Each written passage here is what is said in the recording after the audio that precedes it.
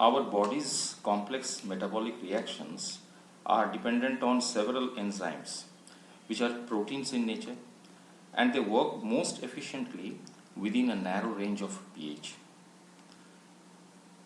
You see, ironically, our body is constantly producing acids as end products of metabolism. Okay, and they are threatening to disturb the optimum pH in the body. There are several mechanisms in place to counter these effects. Failure of these compensatory mechanisms under several diseased states lead to acid-base disorders. In the following slides, I will try to give you the basic concept about the acid-base disorders, how they occur, and how are they countered in our body. Now, as I have told earlier, that acids are continuously being produced in our body. So let us see from where these acids come. During the normal metabolism, the acids are produced, they may be of following types. One is called the volatile type, that is carbonic acid, which is the major amount, and this is produced by complete oxidation of glucose and fats, and it is eliminated in the form of carbon dioxide by the lungs. That is why it is known as volatile. The second variety is the non-volatile acids like lactic acid and keto acids, which are produced from incomplete metabolism of carbohydrates and fats.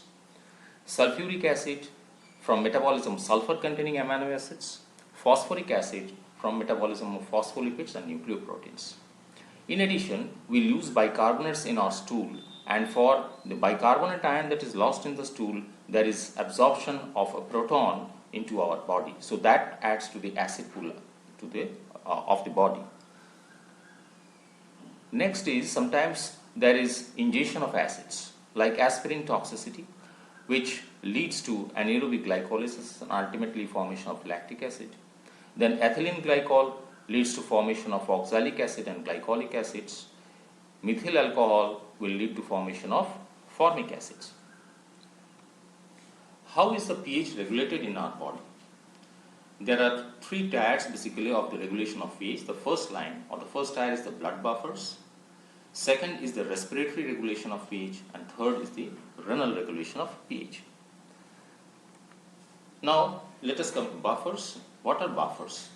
Buffers are actually a system of molecules which resist change in the pH of a solution on addition of acid or alkali by reversibly binding to protons. They can accept protons when protons are in excess in the solution. They can release protons when base is in excess in the solution. They are usually mixture of weak acids and their salts with strong base, or weak bases and their salt with strong acids.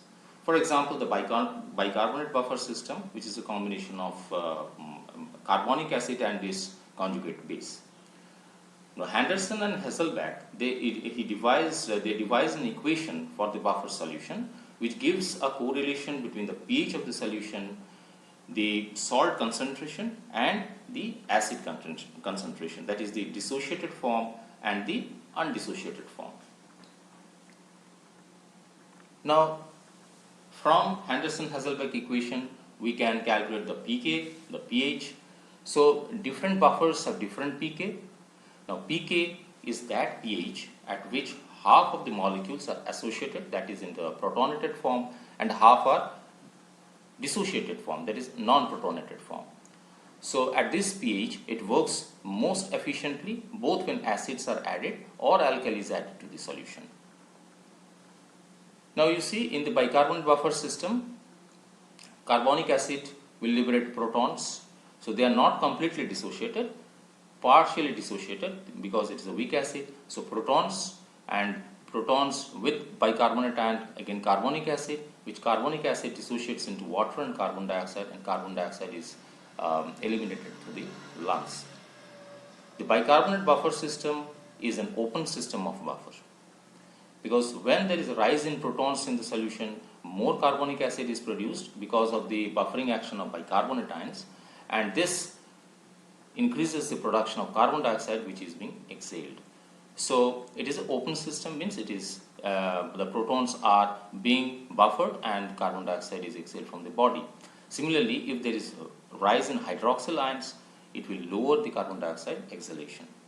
There are some buffers like the phosphate buffer, which is a closed system of buffers.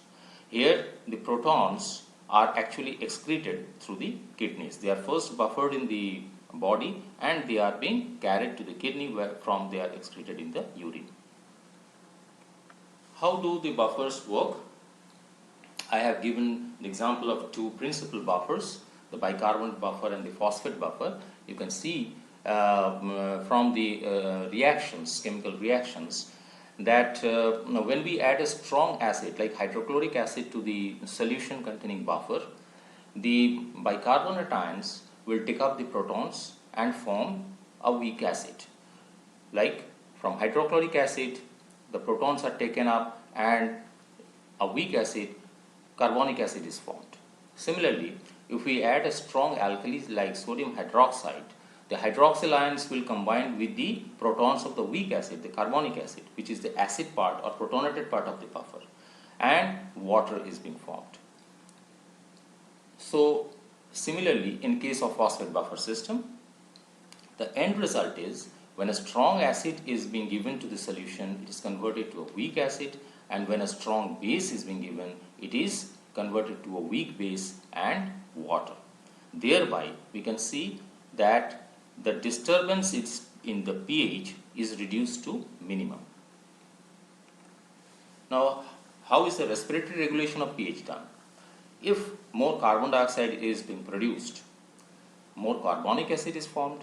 This gives more protons, pH drops, it stimulates the respiratory center in the brain, and ultimately carbon dioxide is washed out.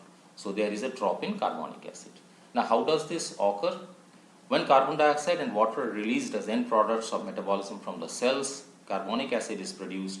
It liberates the hydrogen ions or the protons, which are being carried by the hemoglobin molecule to the lungs.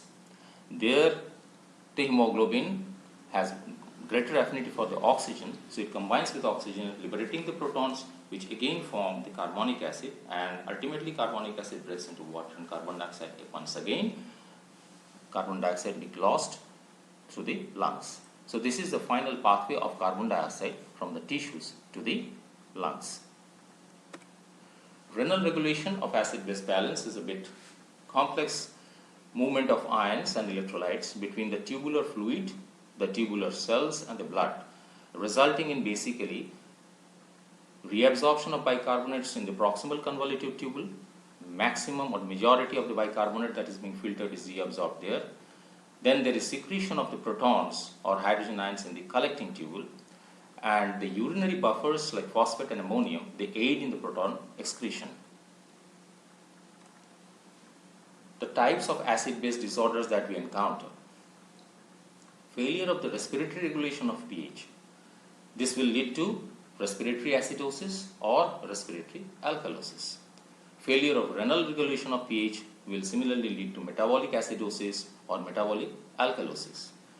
Sometimes we have mixed disorders where two or more disorders are simultaneously present. The acidosis, basically you know, it is a drop in the pH from the normal range, and alkalosis is a rise in pH from the normal range. So whenever there is decrease in the acid part or rise in the alkaline part, it's the bicarbonate part, drop in carbon dioxide, rise in bicarbonate will cause rise in pH. Rise in carbon dioxide and drop in bicarbonate will cause drop in pH.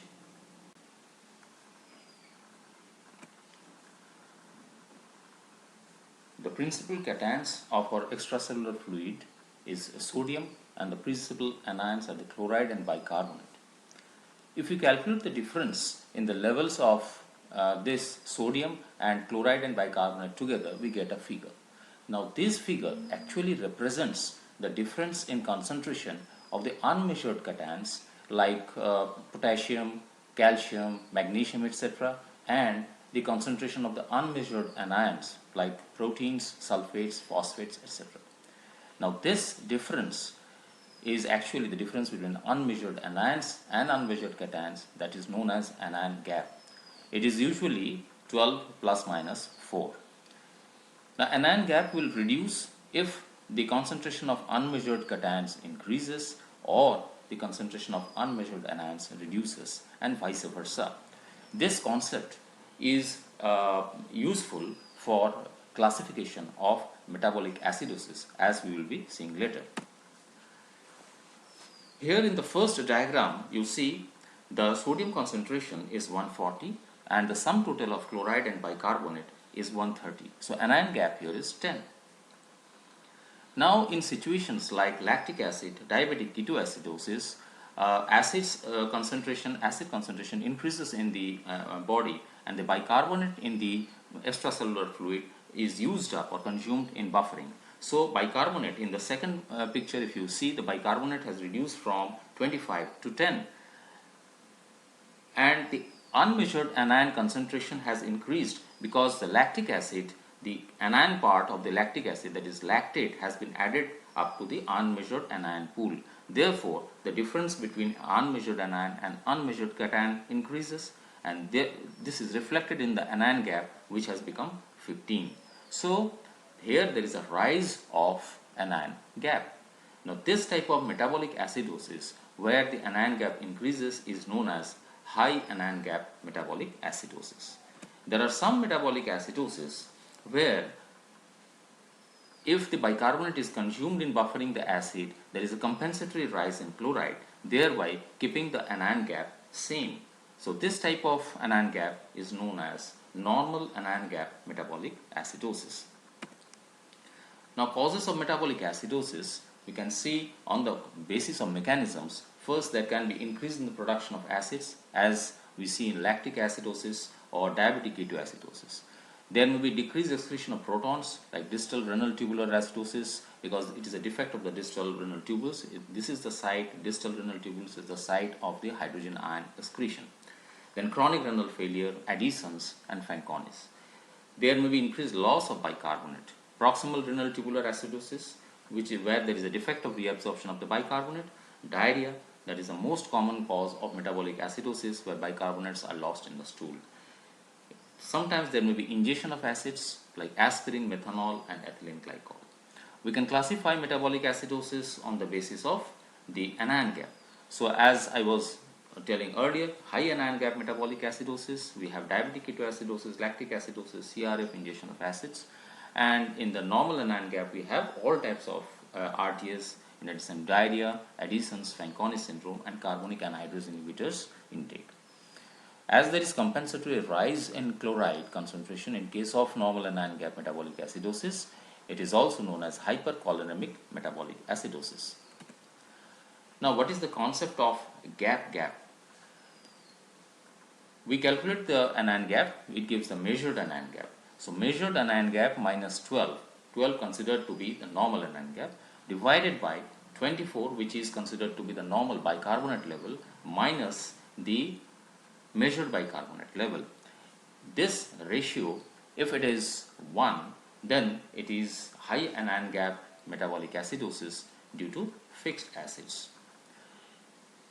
If this ratio, sometimes it is also known as delta gap, if it is less than 1, then there is high anion gap metabolic acidosis along with normal anion gap metabolic acidosis, where the drop in bicarbonate is proportionately larger than the rise in anion gap.